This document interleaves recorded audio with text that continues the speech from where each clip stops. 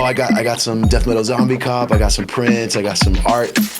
And then, yo, check it, don't forget to subscribe to the new channel we're dropping this month, Cringe Musume. Yeah. And then like the engagement was like 0. Dude, I think I had like 8 likes. I'm like, Koji, I can't find the damage. Where is the damage? And he tapped the picture and enlarged it.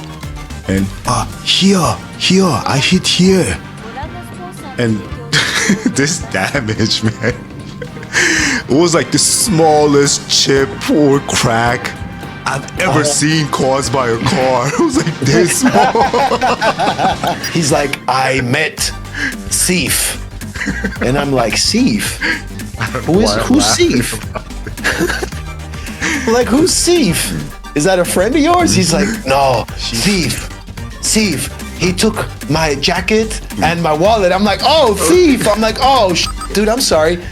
And it had all these little notes in Japanese. Yeah, and all the sketches and stuff. And I was like, what does this mean? I'm like, and I was like, I know, man, if I could read this, like I'd be a way better artist. Like I'd be able to draw like these people.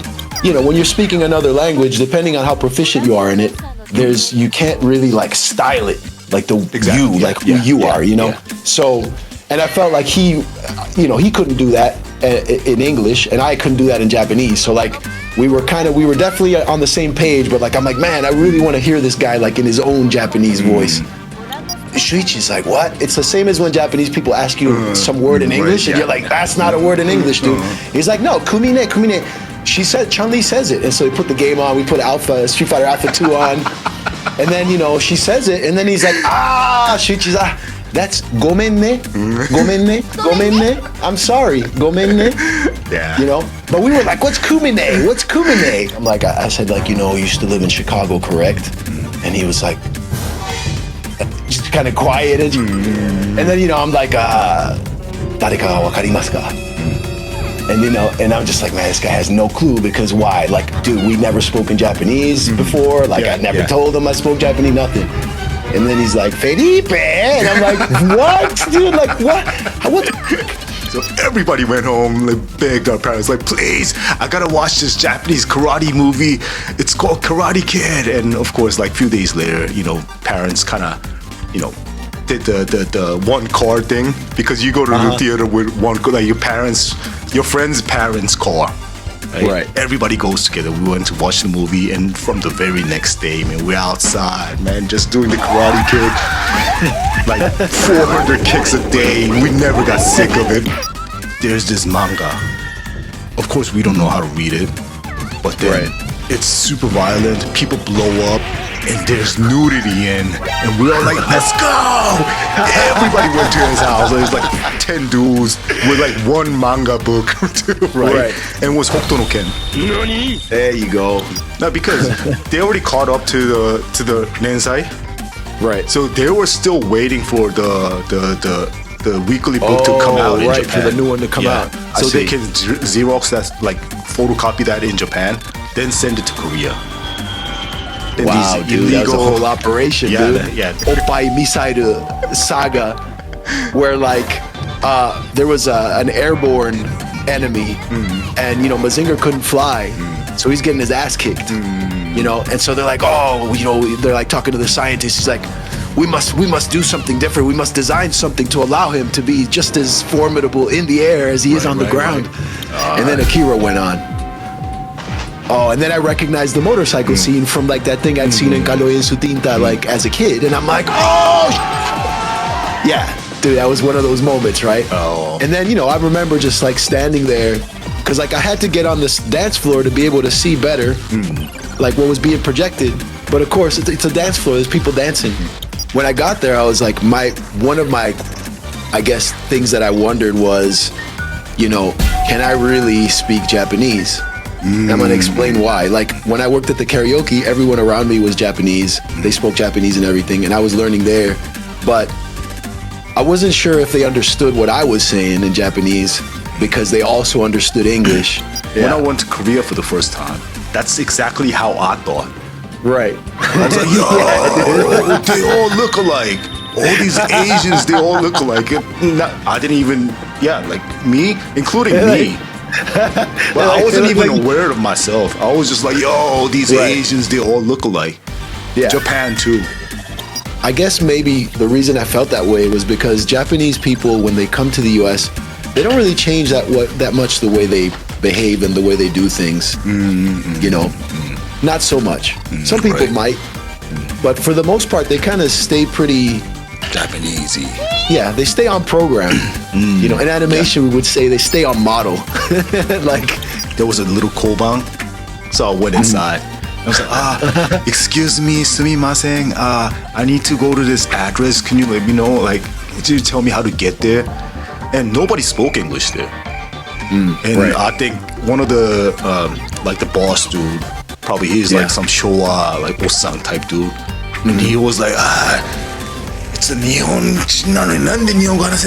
like type stuff. Once I was in LA and I went to that Mitsuwa market and I saw the bookstore, was that there were real clothes and real shoes and just real, in general, real fashion on the characters.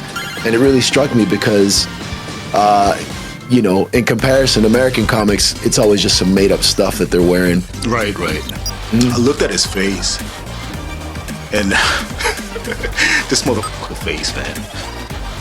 Remember the movie Carrie? That's how he looked like. With his white shirts, with his dress shirt. Oh, like soaked in blood. Damn, dude. Yeah. It had this weird bar. It was called Hidegaras. And it was like I guess it was kind of like the Japanese version of like burlesque. It was like a transvestite burlesque show. And I guess one of the kind of things about this place is that like they would get some real rough looking people. Jiro Moyashi's are pretty wet. Yeah, see, and on top of that, then abura. You know what I would do? I would get abura, extra abura on a bowl, and get the karame sauce, and put sauce inside of the abura, and get a spoon and just eat that. No, you didn't, dude. The train goes into Brooklyn, number 3 train, Brooklyn, and after a couple stops, saw black people, and it was like, Doctor, we're the only Asians here. Is this okay? I'm like, no, man. There's some white people. I lied. It was all black people. We opened the door. Then mad mosquitoes came in and just gangbanged us. We had like mosquito bites in our faces and all. But they figured out the genius idea. Yeah.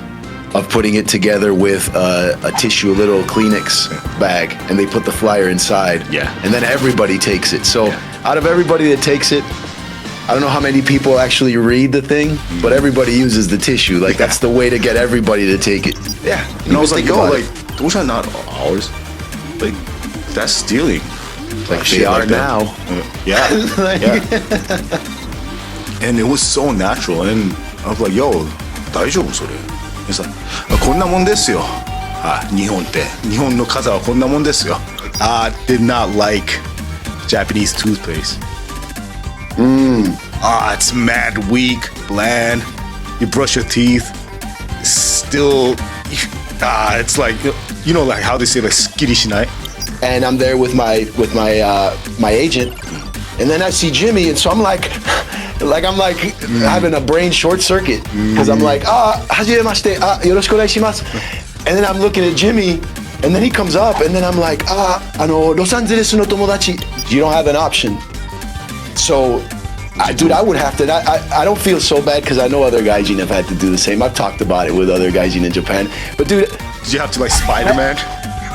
Dude, I'd have to straight up take my pants off, take my underwear off. Hopefully there's something to hang your jacket or whatever. Hang them there. It pops because it's an egg. It's a fish egg, dude. And it popped, and then it was salty and fishy in my mouth. Nothing like a berry. Yep. And then I was like, and that was like, that was like the last time I ever willingly ate that. YouTubers, TikTokers, what have you, cake, whatever, where they just go around being just a real nuisance on purpose. Yeah. Like they're yelling at people on the street. Yeah. And then like, you know, putting on weird stuff and just being like doing that. Yeah. But he's kind of very average and doesn't really, there's nothing very special about him. But then when he goes to Japan, all of a sudden he has superpowers because he's a gaijin.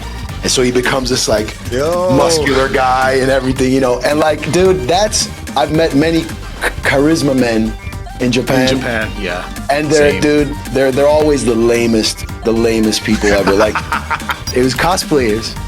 And yo, there was this dude with like, you know, one of those swords, like those, you know, like Final Fantasy, like type giant swords, you know. Berserk type stuff. Berserk type stuff, yeah. Like Cloud from Final Fantasy, like, you know, the classic like giant sword. And like the dude was posing, but yo, like the dude was intent. What's it called? Nominication.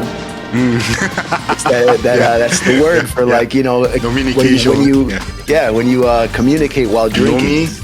Communication. But the process of listening to their people and what they've gone through and stuff was grueling. Again, maybe I'm just an asshole, but like I don't enjoy listening to foreigners tell me about how they dealt with stuff in Japan. Right. I'd say, you know, he's might be a little bit older than us. Might be in his, you know, 50s or late 40s, not sure. But you can tell by the way he tells his stories and the topics he chooses. You can tell that he's been there, he's seasoned. That guy's going through it. I think he's been there like around 10 years. Yeah, what do you say? Right? And which is a long time. He's an English teacher as well. He makes no qualms about complaining and telling you all the hardships of being an English teacher, of being a Westerner, and all the things that come with it. His channel says, the realest motherfucker in the land of the longbacks. This will Longback, I had to look up because I had no idea. That's a girl with no ass. So, young James already like dissing the girls in Japan on his page. If you get locked up, enjoy your time in Korea, son. Come out fluent in Korean. Tell you one thing, Koreans don't forgive. Koreans don't forget. I got mad emotional inside of Fujisoba and I was stuck like nobody Fujisoba. This is me.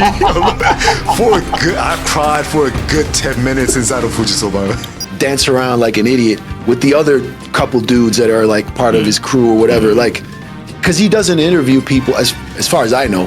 He doesn't go and interview people. He doesn't talk to people. All he does is the same nonsense, like getting up in people's faces and dancing and stuff. I'm like, yo, okay, what happened? He's like, yeah, 俺酔っ払ってさ、電車の中でタバコ吸ったら、チンピラが来て、俺、we all like, mother, it's you then.